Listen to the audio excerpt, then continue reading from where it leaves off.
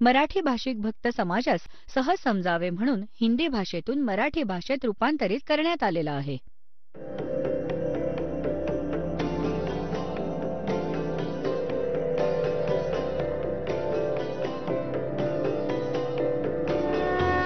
और ज्ञान सब ज्ञानडी कबीर ज्ञान सो ज्ञान और जैसे घोड़ा तोब कायम करता चले मैदान. जगद्गुरु तत्वदर्शी संत रामपालजी महाराजांचे अमृत वचन सर्व पवित्र धर्मांच्या व पवित्र शास्त्रांच्या आधारावर. सतगुरुदेव की जय. बंदी छोड़ कबीर परमेश्वर जी की जय. बंदी छोड़ गरीबदास जी महाराज जी की जय. स्वामी रामदेवानंद जी गुरु महाराज जी की जय हो.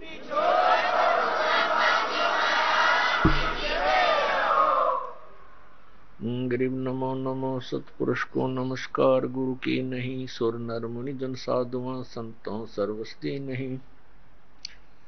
सतगुरु साहेब संत सब डंडो तम प्रणाम. आगे पीछे मध्य हुए तिनको जहां कुर्बान. निराकार निर्विषम काल जाल व्यंजनम निर्लेपम निज निर्गुणम अकल अनुपवेशोन्दनम. सोहम सुरति समाप्तम सकल समाना निर्तलय. उज्ज्वल हीरंबर हरदमम बेपरवा अथाह वार पार नहीं मध्यतम. गरीब जो सुमरे सिद्ध होई गणनायक गलताना. करो अनुग्रह सोई पारस पद परवाना.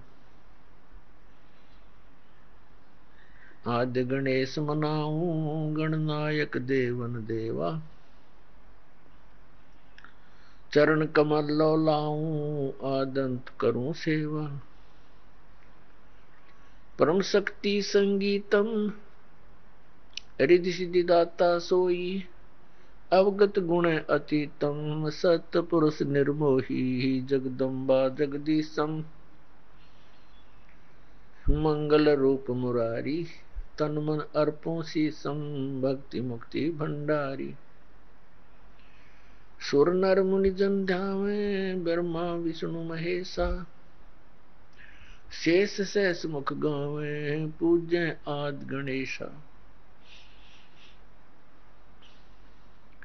इंद्र कुबेर सरीखा वरुण धर्म राय जावे. समर्थ जीवन जी का मन इच्छा फल पावे. 33 कोटि अधारा जावे शेष 88. उतरे बहुजल पारा कट है यम की फांसी. 33 कोटि अधारा जावे शेष 88. उतरे बहुजल पारा कट है यम की फांसी. कर जोरूं विनती करूं धरूं चरण पर शीश. गुरु जी राम देवानंद जी महाराज ने दियो नाम बख्शीश. कोटि कोटि सिजदा करूं कोटि कोटि प्रणाम. चरण कमल में राखियो मैं बंदी जा मैं गुलाम. कुत्ता हूँ गुरुदेव का रामपाल दास का नाम. गले प्रेम की जेवड़ी जा खेचो वहां जाऊं मैं. तो करो तो बावड़ू दूर दूर करो तो जाऊं. जो राखो त्यों ही रहूं जो देवो सो खूं. परमपिता परमात्मा पूर्ण ब्रह्म सर्वश्रेष्ठी रचनाहार कबीर देवजी कबीर परमेश्वरजी आपल्या सर्व जीवांचे जनक आहेत. हे सर्व सृष्टी रचनाहार आहेत.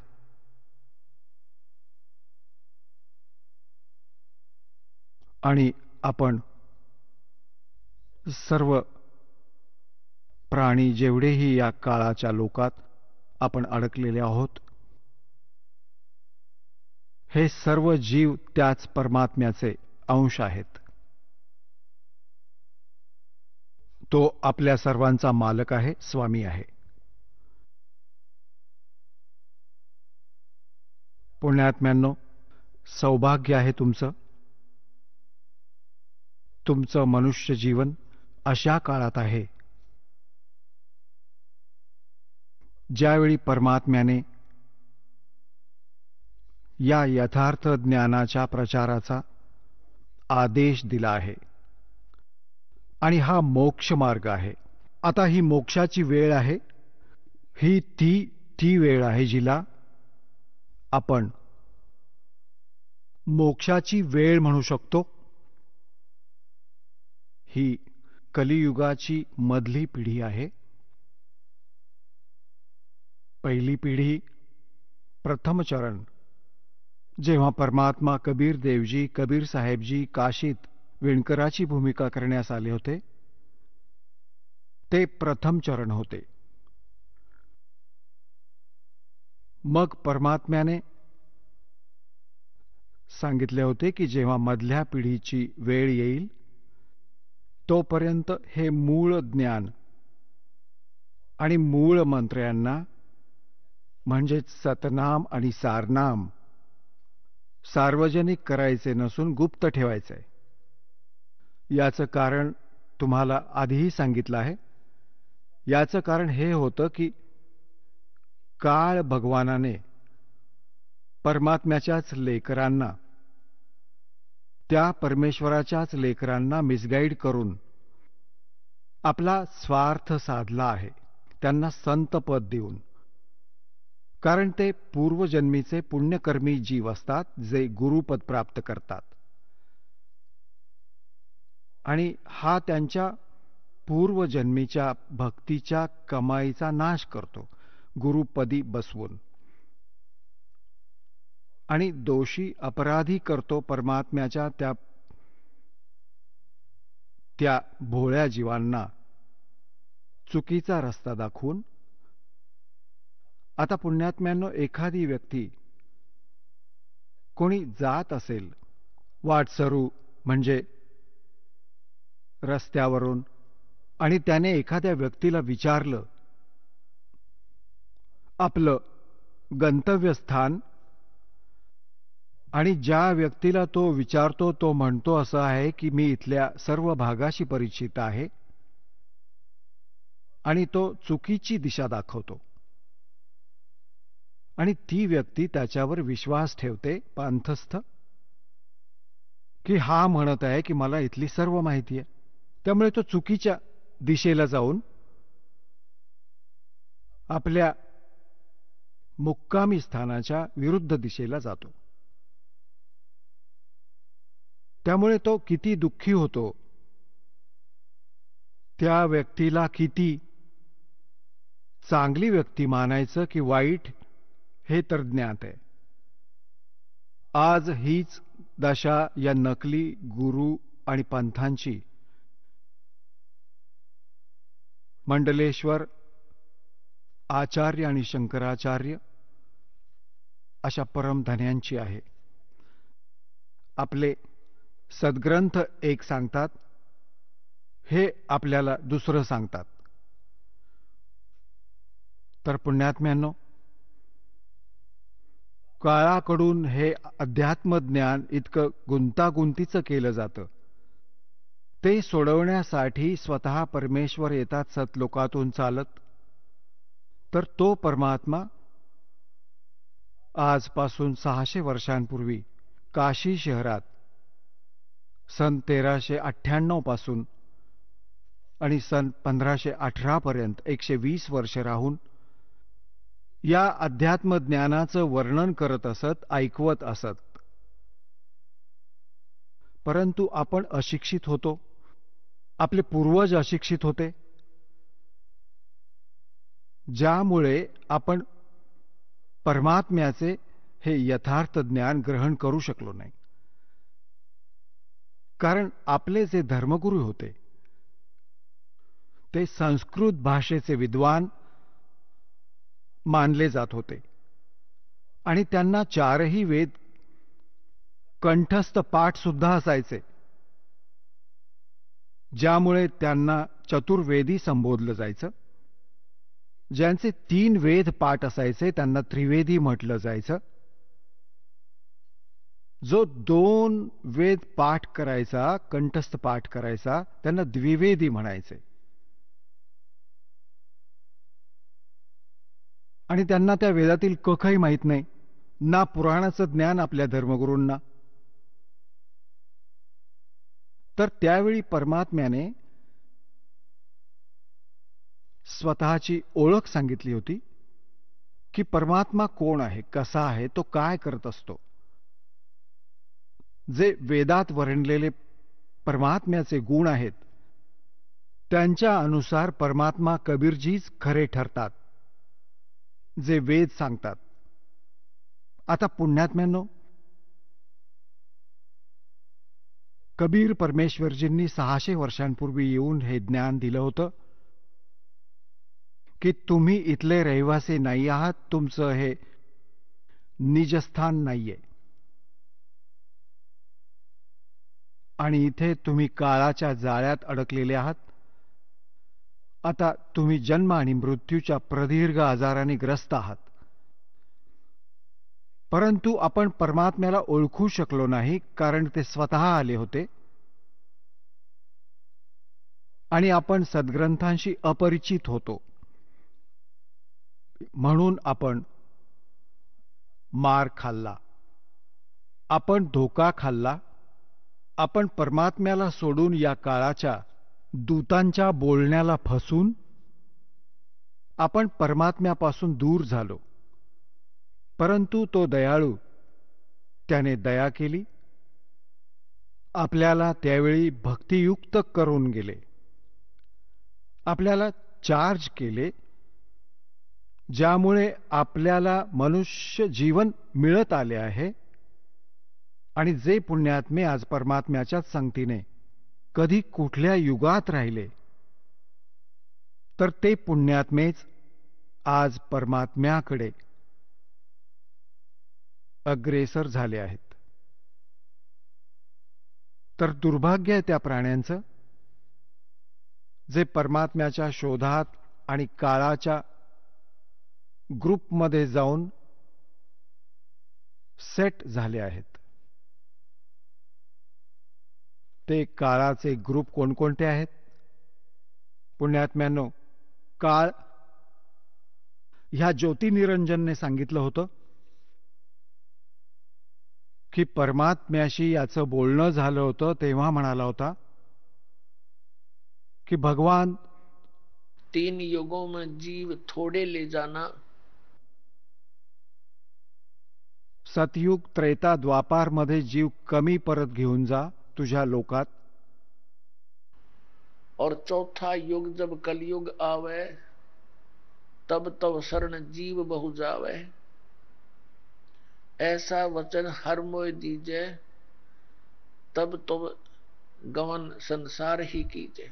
परमेश्वर कबीरजी आपला पुत्र जोगजीत याचं रूप घेऊन याच्या 21व्या ब्रह्मांडात बोलणं केलं होतं. याने तर आधी भांडण केलं होतं भगवंताशी, परंतु त्यांच्या सामर्थ्यापुढे हा टिकू नाही शकला. मग याने चापलुसीचा आधार घेतला, चरण धरले आणि म्हणाला, आपण काय उद्देशाने आला आहात, काय उद्देश घेऊन आला आहात. तेव्हा परमात्म्याने याला सर्व स्पष्ट केलं की मी जाणार तुझ्या खालच्या लोकात आणि तू या प्रिय जीवांना किती किती दुःख देऊन ठेवलंयस.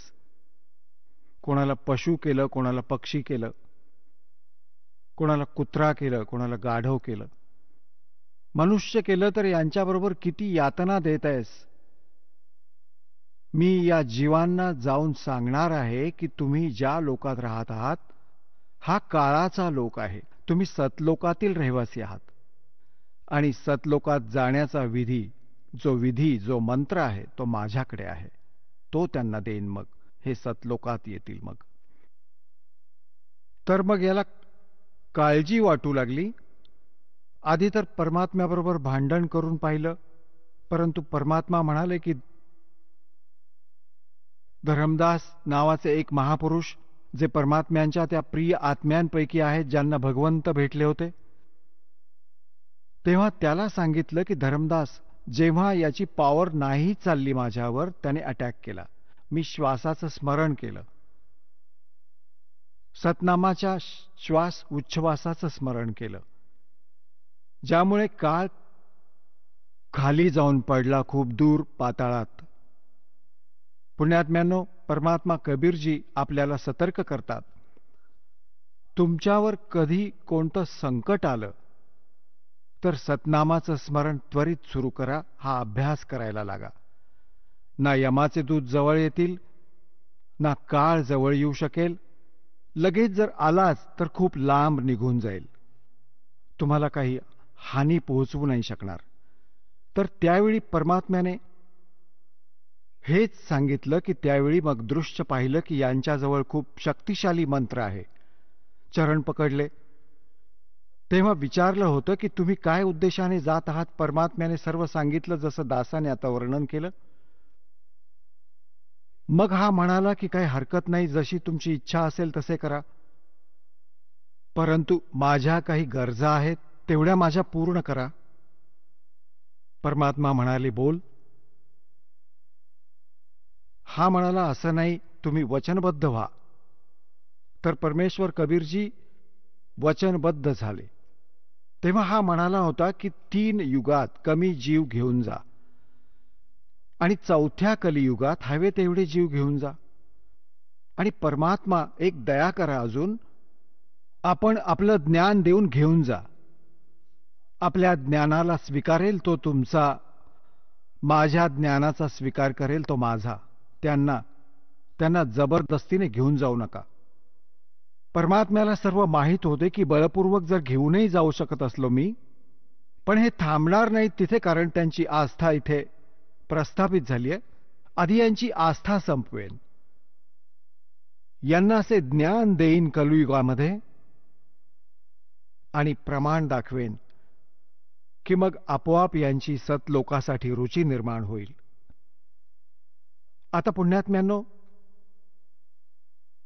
तेव्हा काळाला जेव्हा कळाले की सारी वचनं मान्य केली आहेत, तेव्हा म्हणू लागला, जाओ जोग जीत संसारा और जीव न माने कहा तुम्हारा. 12 पंथ करूं मैं साजा, नाम तुम्हारा ले करूं आवाजा.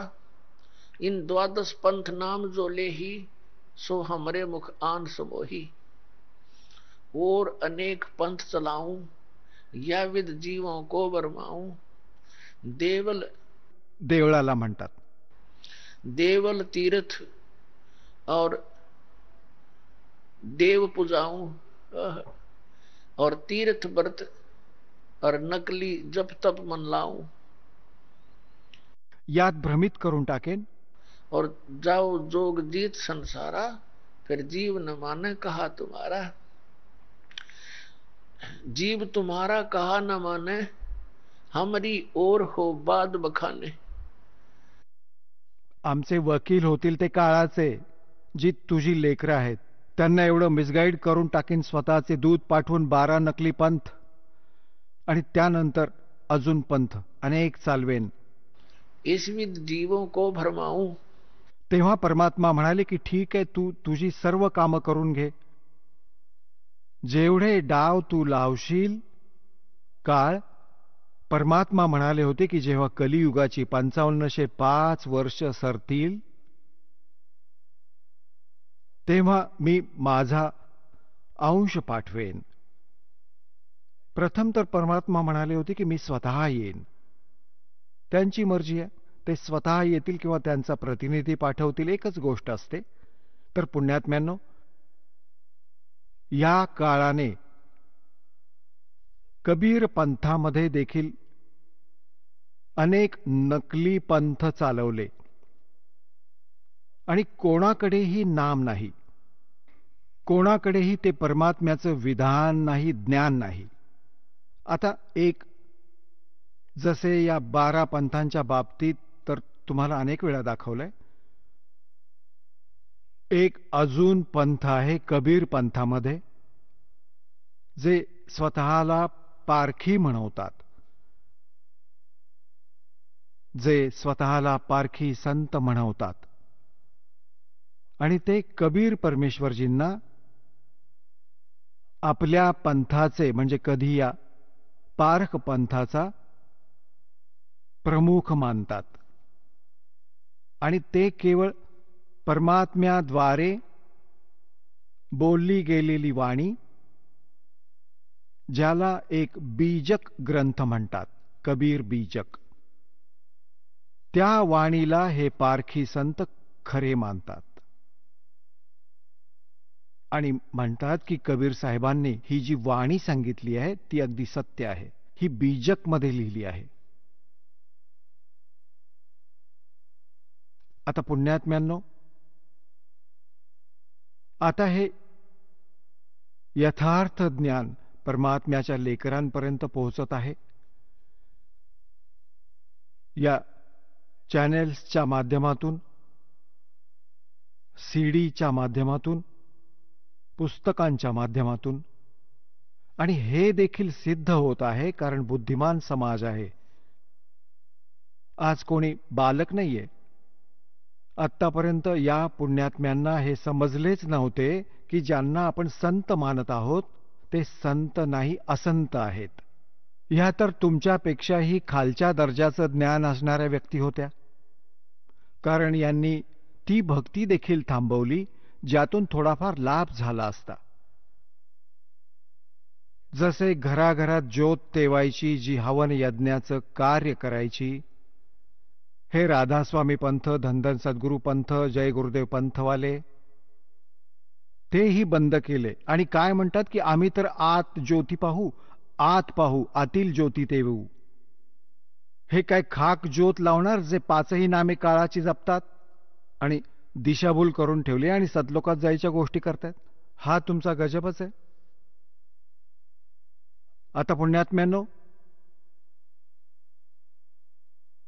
या काळाने एक नाही अनेक फासे पेरून ठेवलेत, अनेक फास बांधून ठेवलेत जीवांचे.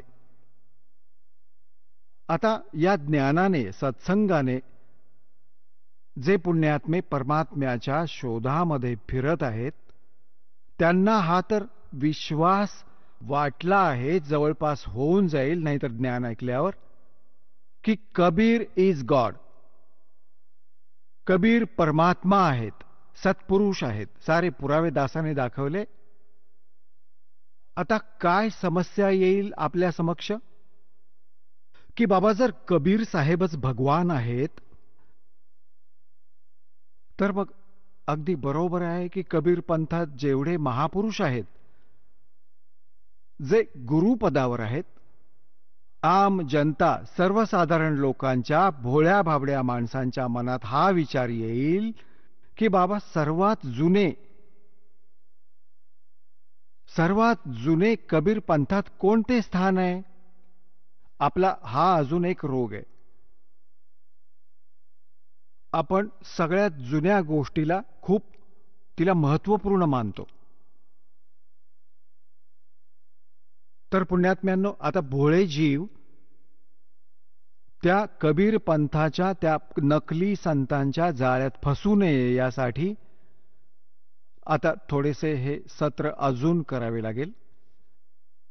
एक आमचा सेवक झाला सन 1998 मध्ये आणि त्याला ज्ञात झाले की कबीर साहेब परमात्मा आहेत दासाच्या पुराव्यांमुळे. तर त्याच्यात काळाने काय प्रेरणा जागवली की आता कबीर साहेब तर भगवंत आहेतच, ते तर अंडरस्टूड आहे. बुद्धिमान बालक होता, परंतु हा अतिबुद्धिमान, अति जे चातुर्य आहे ते या मार्गात हानिकारक देखील ठरू शकतं. तर त्याच्या मनात काय दोष आला जो दासाने आता सांगितला. त्याने विचार केला की कबीर साहेबच भगवान आहेत. आणि गुरुजी या दासाच्या बाबतीत विचार केला तर ते सन 1994 पासून नाम द्यायला लागलेत. आणि हे तर बरेच नवीन आहेत. आणि असे नको व्हायला की त्या जुन्या आश्रमांमध्ये त्यांच्याकडे तर बरेच यथार्थ ज्ञान मिळेल. तर त्याने या दासाला ही आपली जी त्याने समजूत करवून घेतली होती ती जाणवू दिली नाही आणि म्हणाला की अशी अशी आमची इच्छा आहे की कबीर मठ पाहून यावा. बांधवगडचे ते स्थान बघावे जिथे धर्मदासजी होते. मी म्हणालो चला बघून येऊ.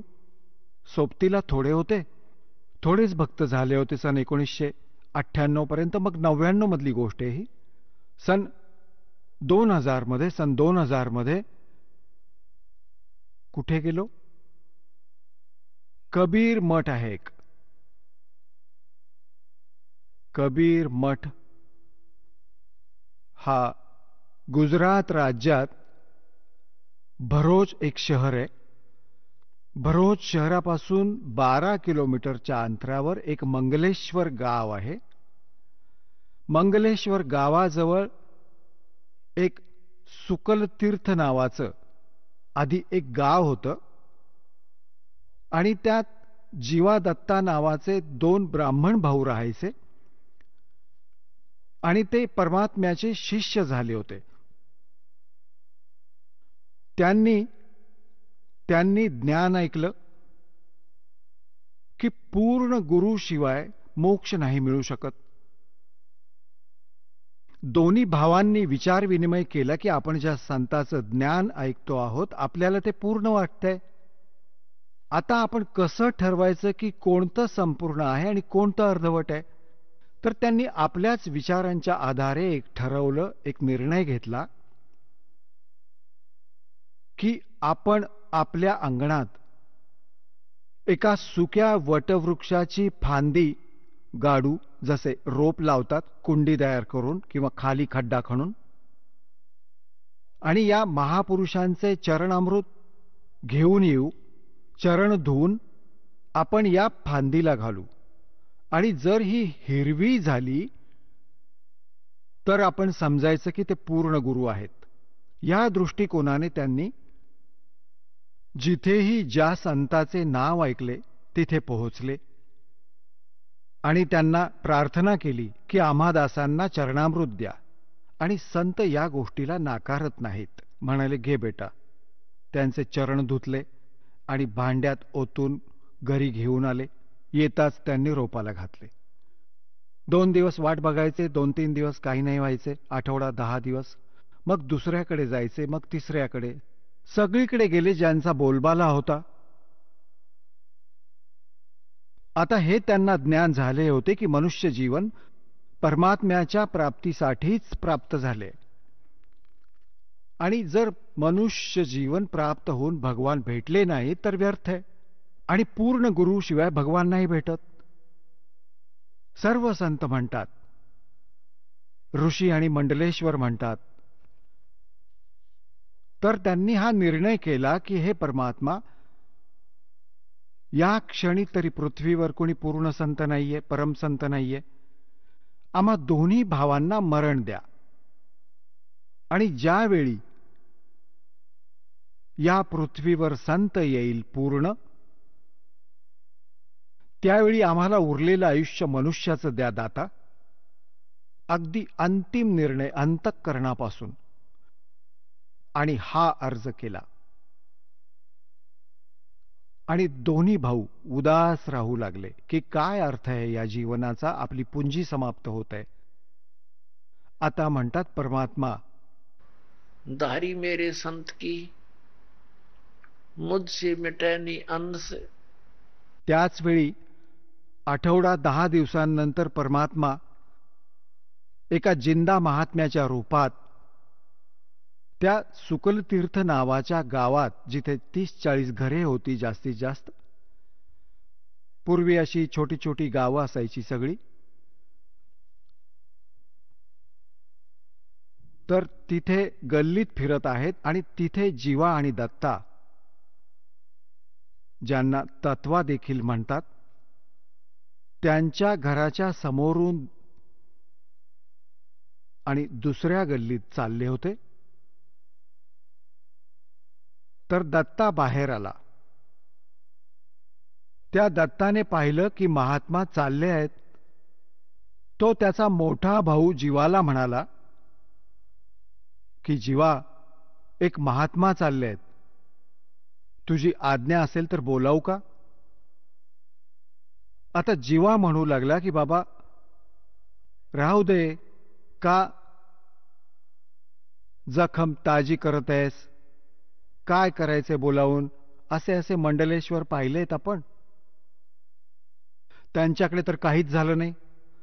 दत्ता परत म्हणाला, दादा मला तर इच्छा होत आहे, संतांना एकदा बोलवावं. जीवा म्हणाला, मग बघ दादा, मी का तुझ्या आत्म्याला दुःख देऊ, बोलाव. एवढ्यात परमात्मा परत आले, जणू कोणाचे घर शोधत असावेत.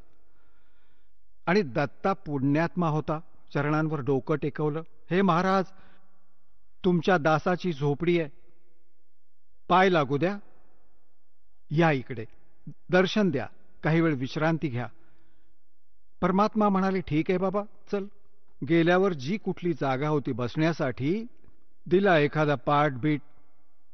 परमात्मा बसले आणि जीवा म्हणाला, दत्ता, म्हणाला, हाजी, ते आण, साधूंचे चरण धुऊया. मग आणली कोणती परात, थाळी, आणि त्यात पाणी घालून चरण धुतले.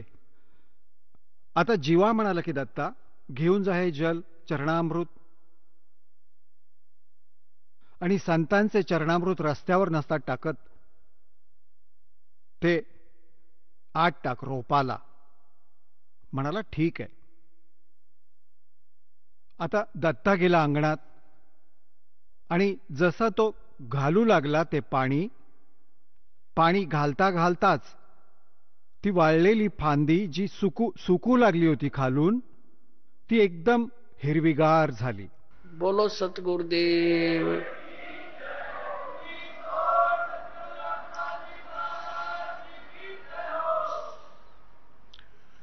आता दत्ता म्हणाला, जीवा, या इकडे धावत ये, एकदा लवकर ये. आता जीवा गेला. काय झालं? परमात्मा आले. हे तर मालक आले, भगवान आले. बघा, हे एकदम हिरवीगार झाली फांदी. वटवृक्ष म्हणजे वडाची फांदी सुकलेली होती. दोघा भावांनी एक एक चरण पकडले.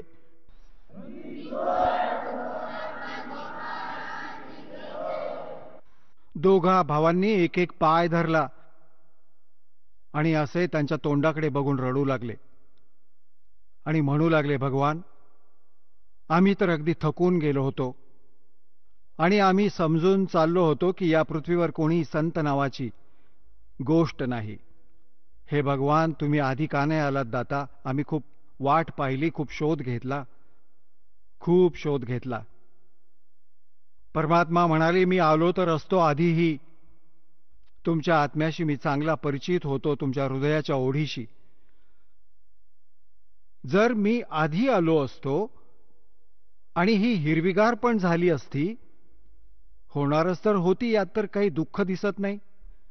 तशीच ही काही संतांची ओळख होत नाही, तरीही मला तुमची ही ओढ बघून ही लीला करावी लागते बाळा. जर मी आधी आलो असतो आणि ही हिरवीगार झाली असती तर तुम्ही उपदेश घेतला असता, ठीक आहे. मग तुमच्या मनाची अजून अशी धारणा झाली असती की होऊ शकते की एक खूप मोठा मंडलेश्वर आहे, त्याचा बराच बोलबाला आहे, त्यांचे हजारोंच्या संख्येने शिष्य आहेत, कदाचित हे आमच्या गुरूंपेक्षाही जास्त शक्तिशाली आहेत. तर तुम्ही बाळांनो धक्के तरीही खाल्ले असते. आणि त्यावेळी जर तुम्ही गुरु केला असता, त्यानंतरही जर तुमच्या मनात ही शंका आली असती, तर बाळा माझ्याकडून देखील संपला असतात. कारण गुरूंच्या प्रती अविश्वास दाखवल्याने नाम खंडित होते. गुरु करण्याआधी व्यवस्थित तपासा. अगदी सर्व बाजूंनी त्याचे व्यवस्थित परीक्षण करा आणि त्यानंतर जर तुमच्या मनात दोष आला असता तर तुमचे नाम नाही राहत, कनेक्शन तुटते. आता पुण्यात्म्यांनो, हे ज्ञान तर आहे, म्हणजे परमसंतांसाठी, हे परमसंतांवर लागू आहेत हे सर्व नियम, आणि आपण लावून ठेवले आहेत नकलींवर. परंतु परमात्मा कबीरजी म्हणाले आहेत, झूठे गुरु के पक्ष को तजत ना लावे वार. खोटा गुरु असेल तर लगेचच त्यागा, आणि योग्य गुरु मिळाल्यानंतर जर तुमच्या मनात दोष आलात तर तुम्ही नामरहित होता. तर बाळा, मी आधी आलो असतो तरीही तुम्ही परत धक्के खाल्ले असते. मी यासाठी उशिरा आलो की तुमच्या साऱ्या शंका दूर व्हाव्यात आणि तुम्ही या सर्व संतांना आधी पारखावे, नाहीतर मग गोष्टी बिनसल्या असत्या. तर दोघे म्हणाले, महाराजजी, ही गोष्ट तुमची अगदी खरी, 100%. कारण की तुम्ही तर एकदम साधारण व्यक्ती आणि त्यांचा बोलबाला आम्ही किती पारखून पाहिले, त्यांच्याकडे ही शक्ती नव्हती. मग परमात्मा म्हणाले की बेटा, हेच फक्त एक उदाहरण नसावं. संतांची ओळख या एका मुद्द्याने नाही होत. संतांची ओळख त्यांच्या ज्ञानाने होते. आता ऐका, मी तुम्हाला ज्ञान ऐकवतो. परमात्म्याने मग त्यांना अनेक दिवस आपल्याद्वारे रचलेल्या सृष्टीचं ज्ञान दिलं. तर सांगण्याचा अर्थ हा आहे की तिथे जी सुकलेली फांदी लावली होती, कबीर परमेश्वरजींच्या चरणामृताने जी हिरवीगार झाली होती, त्या फांदीने एका खूप मोठ्या वटवृक्षाचं रूप धारण केलं. आता ते संपूर्ण मंगलेश्वर गावही तिथून नामशेष झालं, इकडे तिकडे जाऊन वसलं, कारण की ते एका बेटासारखं आहे आणि त्या बेटाला नर्मदा नदीने आपल्या दोन्ही बाजूंनी, चोहोबाजूंनी घेरलेलं आहे. तिथे नर्मदा नदी, नर्मदा सरिता दोन भागांमध्ये विभागली जाऊन मग पुढे पुन्हा एक होऊन मग समुद्राला मिळते. तर तिथे एक बेट झालं होतं, तिथे बेट होतं ते मंगलेश्वर गाव. तर आता तिथे कोणी नाही राहिलं, ते बेटामध्ये रूपांतरित झालं, त्यामुळे तिथून बाहेर येऊन वसले. तिथे एकटा तो वटवृक्ष राहिला. त्या वटवृक्षाबद्दल म्हणतात की जवळजवळ 900 एकरात तो विस्तारला, वाढला. जवळजवळ 600 वर्ष पुराणा तो वटवृक्ष आज देखील विद्यमान आहे, जीर्ण शीर्ण होत आहे. त्याला तो जवळजवळ 1.5-2-3 एकरात अजूनही आहे. आणि तिथे कबीर पंथांचा एक महंत पदाने हा परंपरागत तिथे एक आश्रम आहे, त्या वटवृक्षाच्या खालीच, वडाच्या झाडाखालीच. आणि ती महंत पदवी केवळ यासाठी ठेवली गेली होती की या आठवणी आहेत, ज्या अद्भुत लीला घटना घडल्या आहेत, या सुरक्षित राहाव्यात यामधल्या पिढीपर्यंत. त्या कबीर परमात्म्यांच्या द्वारे केलेल्या लीला आजही त्यांचे अवशेष शिल्लक आहेत. तर पुण्यात्म्यांनो, तो वटवृक्ष बघण्यासाठी आम्ही गेलो. आधी आम्ही गेलो बांधवगडला. बांधवगडमध्ये काही नाही मिळाले. तिथे त्यांचा धरमदासजींचा मुलगा होता, नारायणदास. तो परमात्म्यांच्या शरणी नव्हता आला. मग कबीरदासजींनी आदरणीय धरमदास साहेबजींना आपल्या कृपेने 60 वर्षांचं वय झालं होतं त्यांचं, धरमदासजींचं, तेव्हा एक संतान, एक पुत्र दिला होता. त्या पुत्रामुळे त्यांचा वंश वाढला होता आणि त्या पुत्राशी मोठा मुलगा नेहमी विरोध ठेवत असे. त्याच्याशी नेहमी जो आहे ना वाद घालायचा. त्याने तिथून सोडलं होतं बांधवगड. दुसऱ्या लहान मुलाने कुठे दुसरीकडे निघून गेला होता, कुद्रमाल वगैरे नाव आहे MP मध्ये. तर बांधवगडला तो आमच्या सोबत होता, तो आमचा सेवक. त्याने नंतर सांगितल्या दासांना या सर्व गोष्टी. तर त्याने जाऊन बांधवगडला एक महात्म्यासारखे कोणी दिसत होते, त्यांना विचारलं. स्वतंत्रपणे चर्चा करून ज्ञानाबिनाच्या गोष्टी केल्या. मग आम्ही तिथून निघालो वटवृक्ष बघायला. आम्ही वटवृक्षापाशी पोहोचलो तर तिथे एक महंत होते. अशी गादी टाकलेली होती आणि झोक्यावर बसले होते ते, आणि एक दोन त्यांचे सेवक होते, त्यांना झुलवत होते. तर त्यांच्याशी त्यांनी एकांतात चर्चा केली. आम्ही कुठे इकडे आपलं तिकडे बसलो होतो. त्यांना विचारलं की सारनाम काय आहे, सतनाम काय आहे. तो म्हणू लागला की बाबा मला तर काही माहिती नाही. माझ्या मामाजींचं दुकान होतं, माझे मामा राहत असत तिथे महंत. त्यांचा तर मृत्यू झाला. माझे तर लाकडाचं दुकान होतं, मला इथे बसवलंय. मला नाही ठाऊक इथे काय आहे. हो, एवढं नक्की आहे की त्या वटवृक्षाच्या बाबतीत त्यांना माहिती होतं, बाकी सारनामाच्या बाबतीत मला नाही ठाऊक. असं तिथे बांधवगडला त्या संतांना विचारलं. त्यांनी हेच उत्तर दिलं. कोणी काही सांगितलं, कोणी काहीच नाही सांगितलं. हा मंत्र आहे, तो मंत्र आहे. मग आम्ही पोचलो. बाकी अनेक ठिकाणी गेलो. मोठे मोठे जे कबीरपंथीचे होते, तर सगळीकडे फिरून आम्ही परत आलो. म्हणालो चल बाळा बघून येऊ, परमात्म्याचं स्थान आहे, चांगली गोष्ट आहे. मग येऊन त्याने सांगितलं, म्हणू लागला की ही यात्रा माझ्यासाठी वरदान सिद्ध झाली. मी म्हणालो की बाबा अशी काय गोष्ट आहे सांग. की मी इतका नालायक आणि नीच माणूस आहे, त्याने त्याची सगळी चूक कबूल केली. की मी हा विचार केला होता की कबीर तर परमात्मा आहेतच आहेत, कबीरजी, यात तर काही शंका कुशंका नाही, सर्व पुरावे तुम्ही दाखवलेत. तर माझी ही शंका होती की जर कबीरजी भगवान आहेत तर त्यांच्या पूर्ण पद्धतीने कबीर पंथाचे जे सर्व साधू संत आहेत ते तर परिपक्व असतील, अगदी ज्ञानी असतील, परिपूर्ण असतील. मी म्हणालो की बाबा काय बघितलंस. मी म्हणालो बाळा जर हे परिपूर्ण असते तर दासाला एवढं ओझं वाहण्याची काय गरज होती, काय गरज होती हा संघर्ष करण्याची.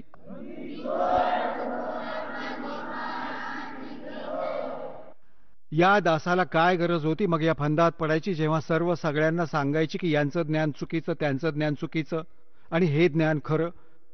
और सभी बोली आत्मा भी नो सोचे रामपाल निंदा करता है, नंदक को और साची बताऊं.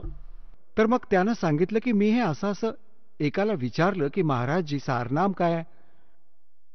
त्याने काय सांगितलं की हातावर पीठ घे. एक कबीरपंथी जुन्या आश्रमातील 60-70 वर्षांचा म्हातारा, आणि तो म्हणाला की हातात पीठ घे आणि श्वासाच्या जवळ आण, आणि श्वासामुळे त्या पीठात काही डिस्टर्बन्स येता कामा नये, बस हेच समजून जा की सार शब्द आहे. तो म्हणू लागला आता माझं तर पोट भरून आलं, अशी दृढता आली आहे हे भगवान, हे तर नुसते रिकामेच बसलेत, कोणाकडेच काही नाही. आणि मग त्याने सांगितलं की माझ्या मनात मी एवढा नालायक आहे, माझ्या मनात एवढा दोष आला होता. मी म्हणालो की काय हरकत नाही, तो तर येणारच आणि त्याचं निरसनही भगवान करतील, जे पुण्यात्म्यांवर दया करतील. तो दिवस आहे आणि आज त्या बालकाला असा दृढ विश्वास बसला आहे या दासाच्या या सर्व ज्ञानावर, आणि त्याचं जीवन सफल झालं. नाहीतर परत मार खाल्ला असता कुठे. तर पुण्यात्म्यांनो, आता अशा भोळ्या आत्म्यांना अशा समस्या अजून येतील. एक अजून परिवार होता, राधास्वामी पंथातून आला होता सन 2003 मध्ये. संपूर्ण कुटुंब आलं इथे, दीक्षा घेतली करोंथा आश्रमात आणि चांगल्या दृढतेने भक्ती करीत राहिले. मग त्यांच्या मनातही हाच दोष निर्माण झाला, सर्व ज्ञान समजूनही, की बाबा आता दामाखेडामध्ये धरमदास साहेबजींच्या गादीशी संबंधित संत सांगितले आहे. कोणी माथे फिरू भेटला त्यांना दामाखेडच्या गादीचा कोणी भक्त, त्याने सांगितले त्यांना की संपूर्ण मोक्ष हवा असेल तर दामाखेडाच्या गादी असणाऱ्यांकडून मिळेल. कबीर साहेबांनी त्यांना वरदान दिलेलं आहे. अच्छा, त्यांना झाडा लावण्याचं वरदान दिलंय, झाडफूक करण्याचं.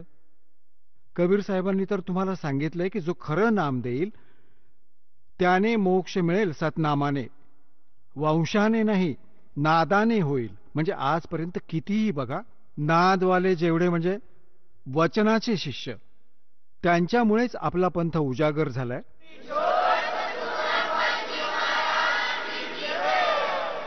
चला आता आपण त्या श्रद्धाळूंचे अनुभव जाणून घेऊयात ज्यांनी जगद्गुरू तत्वदर्शी संत रामपालजी महाराजांकडून दीक्षा प्राप्त केलेली आहे, तसेच त्यांच्याद्वारा सांगितलेल्या भक्ती मार्गावर चालत आहेत. नमस्कार. नमस्कार. आपलं नाव? ममता जगजितसिंह रोईला. आपण कुठून आलात? मी अमरावती, महाराष्ट्र अमरावती इथून आली आहे. आपला व्यवसाय काय आहे? मी पहिले टेलरिंग काम करत होती, लेडीज टेलर. आता मी त्याच्यासोबतच टी शर्ट प्रिंटिंगचं पण काम करते. संत रामपालजी महाराजांची गुरुदीक्षा आपण कधी घेतली? मी 4 एप्रिल 2010 मध्ये संत रामपालजी महाराजांची गुरुदीक्षा घेतली आहे. संत रामपालजी महाराजांची गुरुदीक्षा घेण्या अगोदर आपण व आपला परिवार कोणती भक्ती साधना करत होतात? मला सुरुवातीला कोणत्याच अशी देवी देवताची भक्ती करायची अशी हे नव्हती. पण जेव्हा माझं लग्न झालं आणि मला सांसारिक सुख लाभलं नाही, तेव्हा मग मी देवी देवतांच्या भक्तीकडे वळली. आणि मला असं वाटायचं की सगळ्यांना जेव्हा सुख आहे तर माझ्या नशिबी का नाही. म्हणून मग मी कोणी सांगितले मला की या देवीची भक्ती कर, तर मी नवरात्राचे 9 दिवस उपास कटोकट करत होती. संतोषी माताची कंटिन्यू मी 3 वर्ष सातत्याने व्रत उपासना केली. त्याच्यानंतर मला कोणी म्हटलं तिरुपती बालाजीला गेल्यावरही तुझं म्हणजे हे होईल आहे, चांगलं होईल आहे, तुला लाभ होईल आहे. तेव्हा मी तिथेही जाऊन माझे केश पूर्ण डोनेट केले.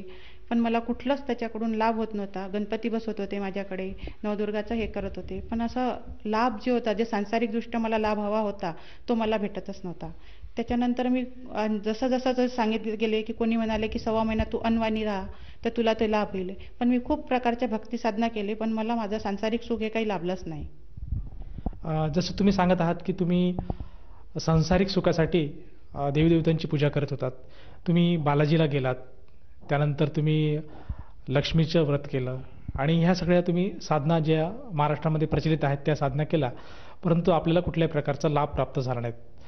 तर मला असं विचारायचं आहे की संत रामपालजी महाराजांची जी भक्तिविधी आहे आणि जी साधना आहे, ह्या साधनेबद्दल आपल्याला कशी माहिती मिळाली आणि आपण संत रामपालजी महाराजांच्या शरणात कसे आलात? माझी नणद बरवाला येथे राहत होत्या. त्या संत रामपालजी महाराजांची 2006 मध्येच जुळल्या होत्या.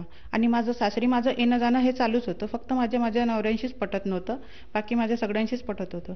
तेव्हा त्या म्हणाल्या की तू पण सुद्धा गुरुजींचं, संत रामपालजी महाराजांची नामदीक्षा घे आणि तुझं पण सगळं चांगलंच होईल. पण माझा कसा सगळा विश्वास एवढा उडाला होता की आता कुठल्याच देवी देवतांवर किंवा संतांवर असा माझा काही विश्वास नव्हता. तेव्हा मी म्हणायचे की बस मला तुम्ही म्हणता तर तुम्ही त्याच्यापेक्षा तुमच्या भावांना ते नाम द्या, म्हणजे आमचं सगळं चांगलं होईल. तेव्हा मी ते नामदीक्षा घेतली नाही, पण मी आश्रममध्ये 2-3 वेळा गेली. तिथे 2009ला पण गेली, 2008ला पण गेली. ती सत्कीर्तन ऐकायची, राहायची तिथे, ते सगळं काही बघायची. पण मला कसं माझ्या मनातूनच ते नव्हतं. तर मला असं ही जाणीवच नव्हती होत की ते परमात्मा आहे किंवा असं काही त्यांच्या याच्यात काही सत्संगमध्ये काहीतरी असं लाभ होईल मला किंवा मी त्यांच्याशी भक्ती करावी, असं मला मनातून काहीच वाटत नव्हतं. मग सर्वप्रथम माझ्या हजबंडनी तिथे भक्ती स्वीकारली त्यांची. जेव्हा माझ्या हजबंडांनी गुरुदीक्षा घेतली तेव्हा त्यांच्यात थोडा मला असा बदल वाटू लागला होता. जसं मी त्यांना म्हणायची माझ्या नंदीला की त्यांच्यात जर बदल आला तर मी सुद्धा घेऊन गेले नामदीक्षा, तर मला तो फरक त्याच्यात आढळून आला.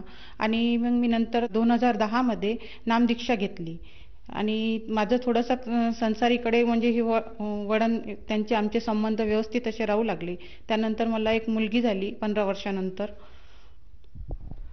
जसं तुम्ही सांगत आहात की सर्वप्रथम तुमच्या मिस्टरांनी नामदान घेतलं आणि त्यांच्या व्यवहारामध्ये आपल्याला बदल आढळला, ते व्यवस्थित आचरण करायला लागले आणि संत रामपालजी महाराज जे शिकवण देतात त्यानुसार त्यांनी त्यांचे आचरण घेतलं आणि त्या अनुषंगाने आपण सुद्धा संत रामपालजी महाराजांशी जुडल्यात. तर आपल्या परिवाराने जेव्हा संत रामपालजी महाराजांकडनं जी भक्ती स्वीकारली, या भक्ती केल्यामुळे आपल्याला व आपल्या परिवाराला काय काय लाभ प्राप्त झालेत? हां, मी जेव्हा गुरुसाधना शिकाली त्याच्यानंतर मी मंत्रजप वगैरे करायला लागली. मनापासून करत होते कारण की मला लाभ असा लाभतच होता. माझ्या मिस्टरांचा स्वभाव थोडासा फरक पडला होता. तो मला खूप म्हणजे हे झालं कारण की मी एवढ्या वर्ष एवढी देवी-देवतांची भक्ती करत होते. आज 15 वर्ष मी त्यांची भक्ती केली, त्यांच्यापासून वेगळे झाले. पण मला असा कुठंच काही लाभ झाला नव्हता. पण रामपालजी महाराजांचे जेव्हा मी मंत्रजप करायला लागली, माझ्या मिस्टरांनी करायला लागली, तेव्हा आमच्या ह्याच्यात थोडीशी सुधारणा होऊ लागली. त्याच्यानंतर मला 3 महिन्यानंतर मी नामदीक्षा घेऊन झालेच होते. तर मला मी असं धुणं धुत होते आणि वरती असे कपडे टाकायला गेले, तेव्हा मला जोराचा करंट लागला. त्या तारमध्ये पूर्ण विद्युत प्रवाह होता आणि शेवटी मी ते असं हे झालं होतं की आता माझा प्राण वाचणार नाही. मी खूप असा म्हणजे माझ्या जीवाशी जे झुंज चालू होती, शेवटी माझ्या तोंडातून हे निघालं की हे गुरुदेव मुझे बचाव. आणि आता असं मला वाटत होतं की आता मी वाचणारच नाही. ते मी जेव्हा असं म्हटलं की हे गुरुदेव मुझे बचाव, त्याच क्षणी माझा तो करंटचा जो मला त्रास होत होता तो अगदी संपला. तेव्हा मला असं वाटलं की खालच्यांनी आता ते फ्यूज वगैरे बंद केलं असेल किंवा लाईनचा प्रवाह बंद केला असेल आणि मी थोड्या वेळात बेशुद्ध झाले. त्यानंतर जेव्हा मला माझ्या घरच्यांनी हॉस्पिटलमध्ये नेलं तेव्हा माझ्या आईने मला सांगितलं की नाही, मी वरती आल्यानंतरच तिथं ते बंद केलं होतं, बटन काढली होती आणि तेव्हा तुला ते खाली आणलं आम्ही बंद केल्यावर. पण हा एक मला लाभ लागला. तेव्हा मी घरी माझ्या घरच्यांना जेव्हा माहीत झालं माझ्या सासरी, तेव्हा ते माझी नणंद संत रामपालजी महाराज यांच्याकडे गेली. तेव्हा त्याच्याच क्षणी संत रामपालजी महाराजांनी यांनी म्हटलं की तेरी भाभी बच गई जहाँ ते तू अडाई आहे क्या. मतलब मराठीत त्यांचं असं होतं की तुझी वहिनी वाचली म्हणून तू माझ्याकडे आली आहे का. त्यांनी मला एक जीवनदान तिथे दिलं आणि ते त्यांना परमात्माने तिथेच त्यांना समजून गेलं होतं की अशातून असं हा प्रकार झाला. आणि माझ्या नंदीला खूप हे झालं, आश्चर्यचकित झाले की असं कसं परमात्माला कळलं. पण ते संत रामपालजी महाराज तर अंतर्यामी आहे, त्यांनी मला तिथे जीवनदान दिलं. त्यानंतर माझे मिस्टर जात होते बाईकनी, सकाळची वेळ होती आणि खूप स्पीडली गाडी होती आणि तिकडनं एक स्कूल बस येत होती. त्यांची एवढी जोरात टक्कर झाली की ते म्हणजे असं वाचणंच शक्य नव्हतं, एवढ्या जोरात त्यांचा ॲक्सिडेंट झाला. पण ती बाईक त्यांनी आवरली आणि तेव्हा जेव्हा तो ड्रायव्हर खाली उतरला तेव्हा ते येऊन पाहिलं त्यांनी की तू कैसा है, मतलब ते हिंदीत तसे बोलायला लागले की तू कसा आहे. तर पहिले चेक केलं तर म्हणजे मुझे कुछ भी नहीं लगा, त्यांचा एक बाल भी बक्का नाही झाला आणि त्यांच्या फक्त गाडीलाच हे झालं. परमात्माने त्यांना सुद्धा जीवनदान दिलं. या व्यतिरिक्त मला थायरॉईड होता. एक 75 mgची मी गोळी खात होते आणि खूप वर्ष मी 3-4 वर्ष गोळ्या खाल्ल्या. ते चेक करत होते तर मला ते कमी जास्त असं होतच होतं. त्या 25वर आल्या होत्या. शेवटी आता 3-4 वर्षापासून मी जेव्हा चेक करत आहे तर मला आता थायरॉईड नॉर्मल येतं माझं नेहमी. त्या व्यतिरिक्त मला स्पॉन्डिलिसिसचा त्रास होता आणि मला असं कपडे शिवते मी किंवा कम्प्युटरवर माझं काम असते, त्याच्यामुळं मला कसं ते मानाचा खूप त्रास होत होता. मी करू नव्हते शकत. पण आता मला सतनाम मिळाल्यानंतर मी जेव्हा आता 11-11 तास बसून काम करते तरी मला काहीच असा त्रास होत नाही. आणि माझ्या आईने गुरुदीक्षा घेतली तेव्हा त्यांचं असं मन वळत नव्हतं की ते पण माझे मिस्टर जेव्हा इथे यायचे महाराष्ट्रात तेव्हा ते सत्संग लावून जायचे आणि त्या ऐकायच्या. त्या गेल्यानंतर ते बंद करून द्यायच्या. त्यांना म्हणजे इंटरेस्ट नव्हता माझ्या आईला.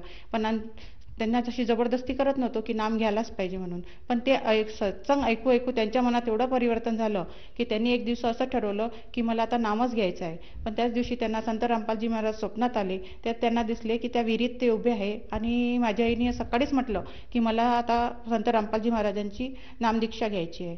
मग त्यानंतर माझ्या आईने त्या TV चॅनलवरचे नंबर पाहून त्याच्यावर कॉन्टॅक्ट केला आणि त्यांनी नामदीक्षा घेतली. नामदीक्षा घेतल्यानंतरही त्यांना म्हणजे असं जे लाभ व्हायचा, त्यांना त्रास होत होता. 7 वर्षापासून त्या आजारी होत्या, त्यांना दमाचा त्रास होता. तर त्यांना कसं ते लाभ होत नव्हता. तेव्हा मग त्यांनी पुन्हा संत रामपालजी महाराजांची प्रार्थना केली मनोमनी की बाई मला मी नाव घेतलं तरी मला आराम का होत नाही आहे.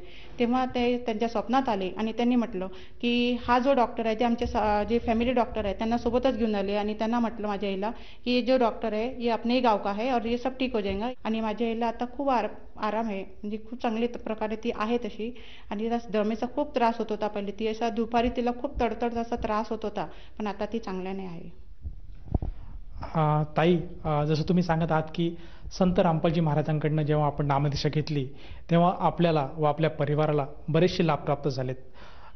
जसं की तुम्ही सांगत आहात की तुम्हाला व तुमच्या मिस्टरांना संत रामपालजी महाराजांनी एक पुनर्जीवन दिलं. तर या अनुषंगाने आपले जे मित्रपरिवार आहेत, जे आप्तेष्ट आहेत, जे नातलग आहेत, तसेच जो श्रोतावर्ग आपल्याला आज बघत आहेत, यांना आपण काय संदेश द्याल?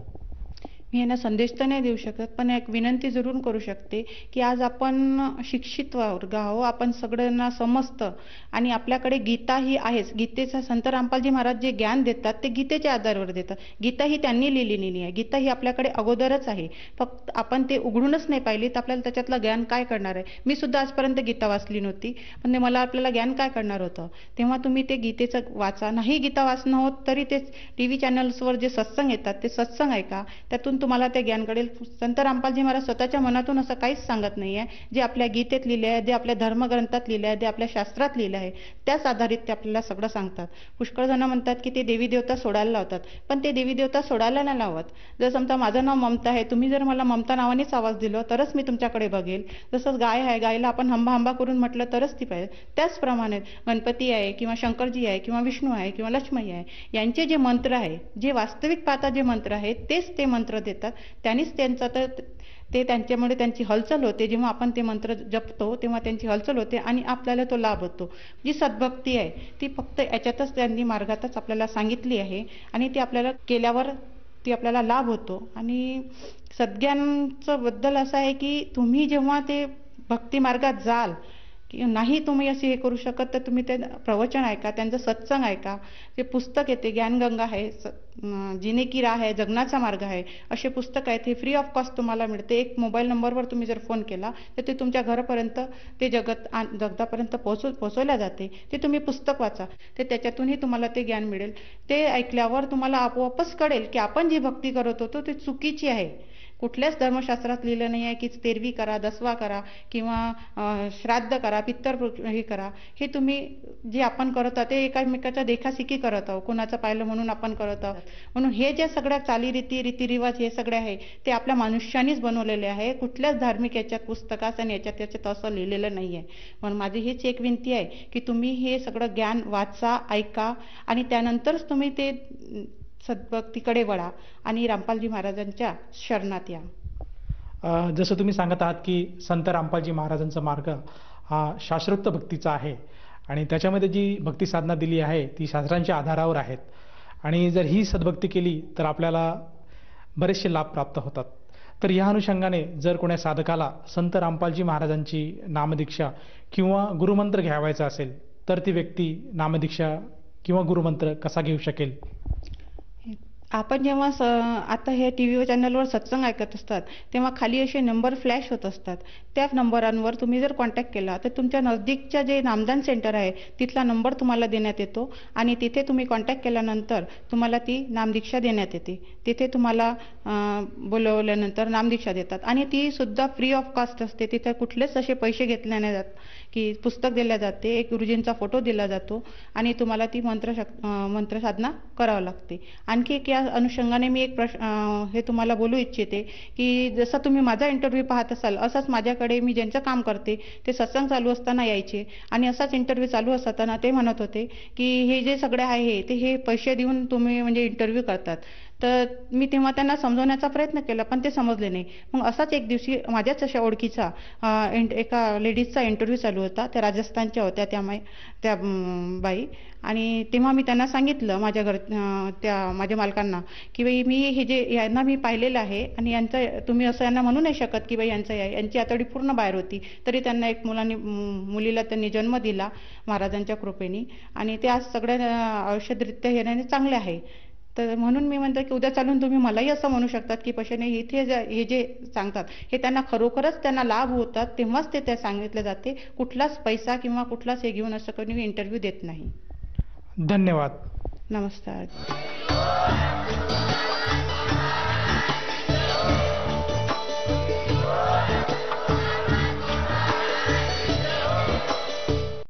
आपण ऐकत होता जगद्गुरु तत्वदर्शी संत रामपालजी महाराजांचे मंगल प्रवचन.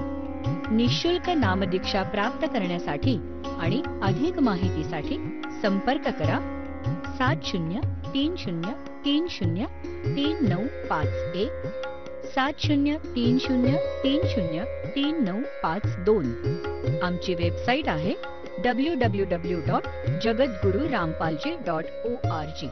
सर्व पवित्र धर्मांच्या व पवित्र शास्त्रांवर आधारित प्रमाणित अनमोल पुस्तक ज्ञानगंगा किंवा जगण्याचा मार्ग यापैकी कोणतेही एक पुस्तक निःशुल्क मागवण्यासाठी आम्हाला आपले पूर्ण नाव, पूर्ण पत्ता, पिनकोड सहित आणि फोन नंबर लिहून 7030303951 7030303952 नंबरवर SMS करू शकता किंवा आम्हाला 7030303950 नंबरवर WhatsApp